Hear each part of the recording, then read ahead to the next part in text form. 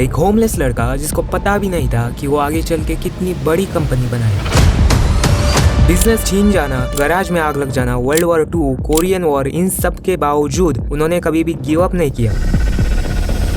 हंडे को एक ट्वीट की वजह से पूरे इंडिया से माफी मांगनी पड़ती है।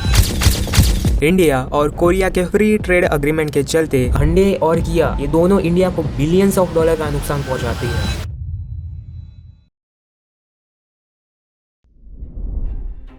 इंडिया में मारुति सुजुकी के बाद सबसे ज़्यादा अगर कोई कार सेलिंग ब्रांड है वो है हंडे। एंड आउट ऑफ क्यूरियोसिटी जब मैं इस कंपनी के बारे में रिसर्च करने लगा and the man behind this entire Hande group चंग जू यंग के बारे में मैंने जब पढ़ा, आई वॉज स्पीचलेस।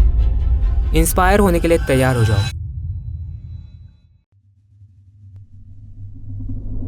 25 नवंबर 1915 तिनचोंग, जो अभी नॉर्थ कोरिया का पार्ट है, वहाँ के एक छोटे से विलेज असान में जन्म होता है चंग जू यंग का। चंग के जो फादर थे वो पेशे से एक फार्मर थे और उनकी जो मदर थी वो भी उन्हें फार्म में मदद करती थी। चंग के कुल 8 सिबलिंग्स थे और चंग उनमें से सबसे बड़े थे। चंग का सपना था कि वो बड़े होकर एक स्कूल टीचर बने, बट घर के फाइनेंशियल कंडीशंस की वजह से उन्हें एलिमेंट्री स्कूलिंग के बाद अपनी पढ़ाई छोड़नी पड़ी। चंग अपने फादर की तरह बहुत मेहनती थे। वो दिन रात अपने खेतों में काम करते, पर इतनी मेहनत के बाद उनका परिवार एक वक्त का खाना भी पेट भरकर नहीं खा पाता था। चंग ये सब चीजें नोटिस करते हैं और सोचने लगते हैं कि अगर वो भी अपने फादर की तरह फार्मिंग ही करते रहे तो कभी भी इस सिचुएशन से बाहर नहीं निकल पाएंगे। इसके लिए उन्हें कुछ अलग करना पड़ेगा। उस वक्त उनके गांव के मुखिया के घर हर दिन एक न्यूज़पेपर आता था और वही अखबार चंग के लिए दुनिया की एक झलक बन गया था। रोज सुबह वो चुपके से उसे पढ़ता और उसी के जरिए उसे शहर के बारे में पता चलता कि दुनिया कितनी बड़ी है और उसके गांव से कितनी अलग। धीरे धीरे उसे रियलाइज होने लगा कि अगर वो अपना फ्यूचर बनाना चाहता है तो उसे गांव के बाहर निकलना होगा। और एक दिन उसकी नजर अखबार में छपी एक जानकारी पर पड़ती है। एक कंस्ट्रक्शन साइट पर काम के लिए कई मजदूरों की जरूरत थी। ये उनके लिए कोई आम इश्तिहार नहीं था, ये उनके लिए एक मौका था, एक नया रास्ता था। और सिर्फ 16 साल की उम्र में बिना किसी को बताए चंग घर से भाग जाते हैं। चंग कोवन शहर पहुंचते हैं और वहाँ एज अ कंस्ट्रक्शन लेबरर की तरह काम करने लगते हैं। हालांकि चंग को पैसे ज्यादा नहीं मिल रहे थे, बट चंग को खुशी थी कि वो इंडिपेंडेंटली काम कर रहे हैं। 2 महीने काम करने के बाद उसके फादर उसे ढूंढ लेते हैं और वापिस गाँव लेकर आते हैं। उस छोटे से टाइम पीरियड में चंग को पता चल गया था कि फ्यूचर वही है। इसी वजह से वो और 2 बार घर से भाग जाते हैं। एक बार तो उन्होंने अपने फादर की एक गाय तक बेच दी, सिर्फ इसलिए ताकि वो पैसे जोड़कर जाओ संग प्रैक्टिकल बुक कीपिंग इंस्टीट्यूट में एडमिशन ले सके। उनका प्लान था कि अकाउंटिंग का स्किल सीखकर एक अच्छी नौकरी ले सके, बट उनके फादर उन्हें फिर से ढूंढकर वापस गाँव लेके आते हैं, ये बोलकर कि सोल में बड़े बड़े ग्रेजुएट्स को नौकरी नहीं मिल रही है और तुम्हें ये सब करके कैसे मिलेगी। पर चंग यहीं पर नहीं रुकने वाले थे। 1933 में जब वो 18 साल के हुए तब वो अपना 4th एस्केप अटेम्प्ट प्लान करते हैं। इस बार पूरी तैयारी के साथ चंग अपने एक दोस्त से कुछ पैसे उधार लेते हैं और सोल के लिए घर से भाग जाते हैं। बट पिछली बार की तरह इस बार उसके फादर उसे ढूंढने नहीं आते। चंग इचियोन शहर पहुंचते हैं जहाँ पर उन्हें जो काम मिला उसे करने लगते हैं, जैसे हार्बर में कार्गो को लोड अनलोड करना। उसके बाद एज ए कुली भी वो काम करते हैं। उस दौरान चंग पैसे तो कमा रहे थे बट वो कुछ सेव नहीं कर पा रहे थे और उसे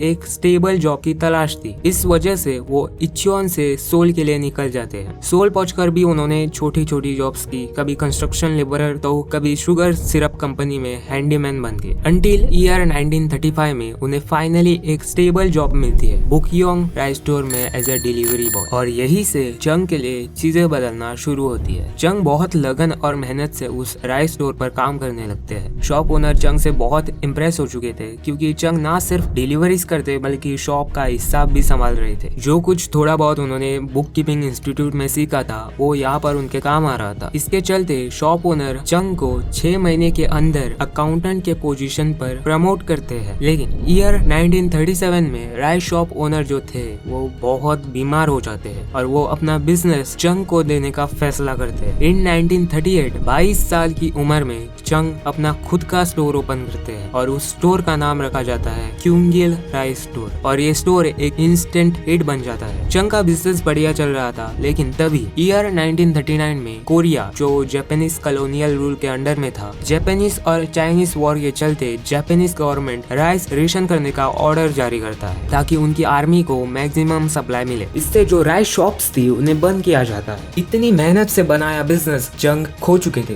वापिस से उसी मोड़ पे आ चुके थे जहाँ से उन्होंने शुरू किया था। लेकिन चंग के पास कुछ सेविंग्स थी और चंग को विश्वास था कि वो कुछ ना कुछ तो उससे काम चलाओ कर लेंगे। जब वो नए बिजनेस के लिए मार्केट रिसर्च कर रहे थे तभी उनकी मुलाकात उनके एक फ्रेंड मिस्टर ली उनसे होती है। मिस्टर ली एक पॉपुलर कार टेक्नीशियन थे। वो चंग को एडवाइस करते हैं कि एक कार रिपेयर शॉप सेल पे है, उसे तुम खरीद लो, एम्प्लॉइज लाने की जिम्मेदारी मेरी। चंग ने सोचा कि ये एक अच्छी इन्वेस्टमेंट होगी। इस वजह से चंग ने जो सेव किए हुए पैसे थे वो लेकर और एक प्राइवेट मनी लेंडर से 3000 वॉन का उधार लेकर 1 मार्च 1940 को एडो नाम का वो एक कार रिपेयर शॉप चालू करते हैं। चंग के लिए बिजनेस का फील्ड नया था पर वो बहुत पैशनेटली काम कर रहे थे। लेकिन चंग की किस्मत के हिसाब से ये चीजें इतनी आसानी से तो नहीं चलने वाली थी और वही होता है। एग्जैक्टली 20 दिन के बाद गैराज में आग लग जाती है और सब कुछ बर्बाद हो जाता है। चंग के ऊपर मुसीबतों का पहाड़ टूट पड़ा था। इस इंसिडेंट में पूरा गैराज जल गया था। उनमें कस्टमर्स के 5 ट्रक और एक ओल्ड्स मोबाइल भी थी, वो भी जल के राख हो चुकी थी। उन सब के ऊपर जो लोन लिया था वो भी था। बट इस पॉइंट पे चंग के लिए गिव अप करना एक ऑप्शन नहीं था। He had to fight back. चंग वापिस से और एक लोन लेते हैं 3500 वॉन का और फिर से गैराज सेटअप करते हैं। कस्टमर्स को अट्रैक्ट करने के लिए चंग ने कुछ स्ट्रेटेजीज भी यूज की। देखो, उस वक्त जो कार रिपेयर शॉप्स थी वो 10 से 15 दिन लेती थी to fix a simple problem और वो कॉस्ट इफेक्टिव भी नहीं थी। चंग ने एक स्ट्रेटेजी यूज की। चंग ने प्रॉमिस किया कि वो कम से कम 3 दिन में पूरी गाड़ी रिपेयर करके देंगे और उनकी ये स्ट्रेटेजी काम कर गई, जिस वजह से उनका बिजनेस चल पड़ा। अगले 3 सालों में 1940 से लेकर 1943 तक चंग का बिजनेस बहुत तेजी से बढ़ा और इसके चलते चंग ने जो लोन लिया था उसे भी चुका दिया और अपनी फैमिली को भी सोल बुला लिया। सब सही जा रहा था बट तभी उन्हें और एक मेजर सेटबैक हिट करता है, वर्ल्ड वॉर 2।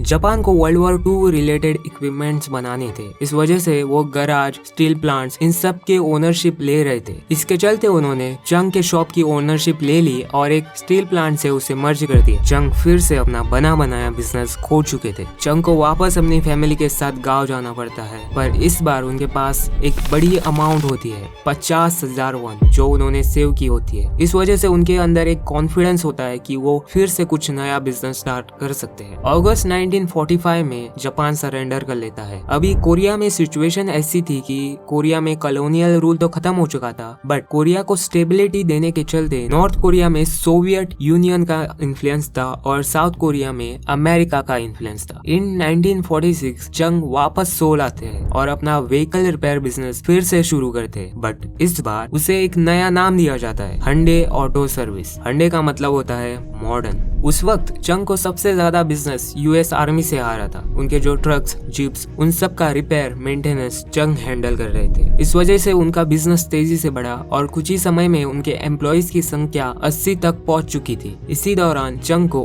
और एक अपॉर्चुनिटी दिखती है, कंस्ट्रक्शन। देखो, उस वक्त यूएस आर्मी और गवर्नमेंट की ओर से रीडेवलपमेंट प्रोजेक्ट्स तेजी से ओपन हो रहे थे, सो डिमांड ज्यादा थी एज वेल एज पैसे। इसी वजह से चंग ने डिसाइड किया और 1948 में हंडे सिविल वर्क्स की शुरुआत की। पर चंग के पास उतना एक्सपीरियंस नहीं था इस फील्ड का, सो बिजनेस इनिशियल स्टेजेस में स्ट्रगल करता है। बट 1950 आते आते कंपनी ठीक ठाक चल रही थी और उनके पास बड़े बड़े कंस्ट्रक्शन प्रोजेक्ट्स भी आ रहे थे। उस वक्त साउथ कोरियन गवर्नमेंट दोबारा अपना पूरा सिस्टम ऑर्गेनाइज कर रही थी और चंग को भी लगा कि उन्हें भी अपने बिजनेसेस को ऑर्गेनाइज करना चाहिए। इस वजह से उन्होंने जनवरी 1950 में हंडे ऑटो सर्विस और हंडे सिविल वर्क्स को मर्ज करके Hande engineering and construction company limited कर दिया। चंग के लिए सिचुएशन फिर से स्टेबल हो गई थी बट ये सिर्फ कुछ ही देर की बात थी। 6 महीने के बाद दैट इज 25 जून 1950 को नॉर्थ कोरिया साउथ कोरिया पे हमला कर देता है। नॉर्थ कोरिया के जो ट्रूप्स थे वो सोल के बहुत करीब पहुंच चुके थे। इस वजह से चंग को सब कुछ छोड़ छाड़ कर बुसान शहर भागना पड़ता है। चंग के सामने ऐसी सिचुएशन थी जहाँ पर ना उनके पास बिजनेस था ना उनके पास पैसे थे जिससे वो सरवाइव कर सके। चंग ये बात समझ गए थे कि कुछ ना कुछ तो काम करना ही पड़ेगा। उस वक्त यूएस फोर्सेस साउथ कोरिया में काफी नंबर्स में डिप्लॉय हो रही थी जिसकी वजह से उन्हें बैरक्स, लॉजेस और स्टोरेज फैसिलिटीज की जरूरत थी। चंग ने फटाफट एक छोटी सी टीम बनाई और ये कॉन्ट्रैक्ट्स लेने शुरू कर दिए। यूएस मिलिट्री के पास बहुत पैसे थे, उन्हें बस प्रॉपर काम चाहिए था और ये बात चंग को बहुत अच्छी तरह से पता थी। देखते ही देखते चंग और यूएस फोर्सेस के बीच काफी अच्छे बिजनेस रिलेशंस बन गए और चंग को यूएस आर्मी की तरफ से बड़े बड़े प्रोजेक्ट्स मिलने लगे। 1952 में जब वॉर खत्म हो गई तो साउथ कोरियन गवर्नमेंट अपनी इकोनॉमी को रीबिल्ड करने में लग गई और इसके चलते उन्होंने काफी सारे कंस्ट्रक्शन प्रोजेक्ट्स अनाउंस किए। हंडे यहाँ पर एक मेजर प्लेयर बनकर आया। उन्होंने बड़े बड़े डैम्स, ब्रिजेस और एक्सप्रेसवेज बनाने में इम्पोर्टेंट रोल प्ले किया। सोयुंग डैम जो कोरिया का सबसे बड़ा डैम है, क्योंगबू एक्सप्रेसवे, गोरियंग ब्रिज, इन जैसे कई आइकॉनिक स्ट्रक्चर हंडे के कंट्रीब्यूशन का एग्जाम्पल है। 1960 तक चंग अपने कंस्ट्रक्शन बिजनेस को बहुत बड़े स्केल पर एक्सपांड कर चुके थे, लेकिन जो व्हीकल रिपेयर बिजनेस था उसमें कुछ ज्यादा इनोवेशन नहीं था, जिस वजह से उस बिजनेस को स्केल अप करने का भी कोई मतलब नहीं था। पर चंग इससे सेटिस्फाई नहीं होने वाले थे। चंग ने सोचा कि गाड़ियां रिपेयर करने के बजाय वो अगर उन्हें खुद मैन्युफैक्चर करे तो। ईयर 1967 में चंग को कार्स बनाने का लाइसेंस मिलता है और हंडे मोटर्स की शुरुआत होती है। पर ये एक बहुत बड़ा चैलेंज था चंग के लिए, क्योंकि उनके पास ना ही कार्स बनाने का एक्सपीरियंस था ना टेक्नोलॉजी। अभी उस वक्त मार्केट में सिचुएशन ऐसी थी कि गवर्नमेंट पॉलिसीज के अनुसार कोई भी बाहर की कंपनीज डायरेक्टली अपनी कार्स कोरियन मार्केट में नहीं ला सकती थी। उन्हें लोकल कंपनीज के साथ टाई अप करके अपनी कार्स को बेचना पड़ता और उसी दौरान फोर्ड साउथ कोरियन मार्केट में एंटर करना चाहती थी। चंग को ये एक सही अपॉर्चुनिटी दिखी to learn and to have experience from the established company और उन्होंने इस अपॉर्चुनिटी को ग्रैब किया और 1968 में फोर्ड के साथ एक जॉइंट वेंचर साइन कर लिया। इसमें जो फोर्ड की कॉर्टिना थी उसे कोरिया में असेंबल करना था और हंडे के ब्रांडिंग के साथ मार्केट में लाना था। लेकिन जितना ये सिंपल लग रहा था उतना ये सिंपल होने वाला नहीं था। जब ये कार मार्केट में रिलीज हुई तब ये एक डिजास्टर साबित हुई। देखो, जो कॉर्टिना थी वो अमेरिका के कंडीशंस के लिए फेवरेबल थी, जैसे वहाँ के रोड्स वगैरह सब प्रॉपर थे, लेकिन साउथ कोरिया में उस वक्त रोड्स की हालत ठीक नहीं थी, जिस वजह से ये एक मेजर फेलियर बनी। लोगों की बहुत कंप्लेंट्स आने लगी और कुछ लोग तो रिफंड तक की डिमांड करने लगे। और इसमें चीजें और बिगड़ गई जब उल्सान, जहाँ पे हंडे का मैन्युफैक्चरिंग प्लांट था, वहाँ पे फ्लड के चलते फैक्ट्री में पानी भर गया और असेंबल की गई कॉर्टिनास पानी में डूब गई, जिससे ये भी रूमर्स फैल गए कि हंडे पानी वाली खराब कार्स बेच रहा है। दोनों कंपनीज के बीच भी लगातार कॉन्फ्लिक्ट्स बढ़ रहे थे। फोर्ड हंडे को ग्लोबली अपनी कार्स बेचने नहीं दे रहा था और प्रॉफिट्स के शेयर में भी काफी डिस्पैरिटीज थी। इसके चलते ये जॉइंट वेंचर मुश्किल से 2 साल चला। अब हंडे को नए पार्टनर्स की तलाश थी। इस वजह से उन्होंने वोक्सवैगन और जीएम मोटर्स को अप्रोच किया, बट उन्होंने साफ मना कर दिया। फाइनली मित्सुबिशी मोटर्स हंडे को अपनी इंजन टेक्नोलॉजी देने के लिए तैयार हो गए। इस बार चंग काफी केयरफुली काम कर रहे थे एंड ऑल्सो गवर्नमेंट ने भी ऑटोमोबाइल इंडस्ट्री को स्पेशली एक ऐसी कार बनाने के लिए बोला था जो कॉम्पैक्ट हो, कंट्रीज के सभी एरियाज में सही से काम करे। उन्होंने सभी चीजें ध्यान में रखी, जैसे उन्होंने स्टाइलिंग और डिजाइन का कॉन्ट्रैक्ट एक इटालियन कार डिजाइनर को दिया और यूनाइटेड किंगडम से former president of Leyland George Turnbull को बुलाया for his expertise in engines. 1976 में हंडे की पहली कार रेडी हो जाती है जो फुल्ली डोमेस्टिक कार थी, जिसका नाम रखा जाता है हंडे पोनी। और लॉन्च के कुछ ही टाइम बाद पोनी कोरिया में एक बड़ी सक्सेस बन जाती है due to its affordability and adaptability. Hyundai Pony को ग्लोबली भी एक्सपोर्ट करता है, लेकिन कुछ ही महीनों बाद सेल्स ड्रास्टिकली कम हो जाते हैं क्योंकि कस्टमर्स को कई प्रॉब्लम्स देखने को मिल रही थी। इस वजह से हंडे 1982 में सेकेंड जेन पोनी रिलीज करता है, जिसमें पिछली बार की कुछ प्रॉब्लम्स को फिक्स किया जाता है। लाइक पोनी 1 में पेंट जल्दी उखड़ जा रहा था, सो ये सब रीस्टाइलिंग करके उन्होंने उसे फिर से रिलीज किया और उस गाड़ी को ग्लोबली यूके, कनाडा में भी एक्सपोर्ट किया। कनाडा में तो ये बेस्ट सेलिंग कार बन गई because it was the least expensive car in the Canadian market. वहाँ पे उन्होंने 25,123 मॉडल्स बेचे। पर हंडे अभी तक यूएस मार्केट क्रैक नहीं कर पाया था क्योंकि यूएस के जो एमिशन नॉर्म्स थे उसके अकॉर्डिंग हंडे की पोनी उसमें फिट नहीं हो रही थी। इस वजह से उन्होंने डिसाइड किया कि वो एक नया कार मॉडल बनाएंगे जो उस क्राइटेरिया में फिट बैठ सके। अभी यूएस का जो मार्केट था वो ऑलरेडी बड़े बड़े ब्रांड्स के द्वारा कैप्चर था, सो कंपटीशन बहुत था। फाइनली 1986 में हंडे ने यूएस मार्केट में अपनी कार एक्सेल लॉन्च की और यहाँ पे उन्होंने एक स्मार्ट स्ट्रेटेजी यूज की। देखो, यूएस में उस टाइम सेकंड हैंड कार्स का एक बहुत बड़ा मार्केट था। हंडे ने इसी कस्टमर बेस को टारगेट किया और एक्सेल की प्राइसिंग बिल्कुल एक सेकंड हैंड कार के बराबर रखी। ये स्ट्रेटेजी हिट हो गई और और इसके चलते 1986 में Hyundai ने 1,70,000 कार्स बेच दी और उसके अगले ही साल 1987 में उन्होंने लगभग 2,60,000 कार्स की सेल कर डाली। ये नंबर्स देखकर दूसरी कार कंपनी भी शॉक में थी। इस जबरदस्त सक्सेस के बाद Hyundai मोटर्स को ग्लोबल रिकॉग्निशन मिलना शुरू हो गया। उसी साल चंग जू यंग ने Hyundai से रिटायरमेंट ले लिया और ऑनरेरी चेयरमैन का टाइटल अपनाया। उसके बाद उनके भाइयों और बेटों ने Hyundai की कमान संभाली। ईयर 1996 में Hyundai मोटर्स ने इंडियन मार्केट में एंट्री की। फिर 1998 में उन्होंने अपनी पहली कार लॉन्च की सेंट्रो हैचबैक, जो एक इंस्टेंट हिट बन गई। 1998 से लेकर 2003 तक सिर्फ 5 सालों के अंदर Hyundai इंडिया की सेकेंड लार्जेस्ट कार कंपनी बन गई।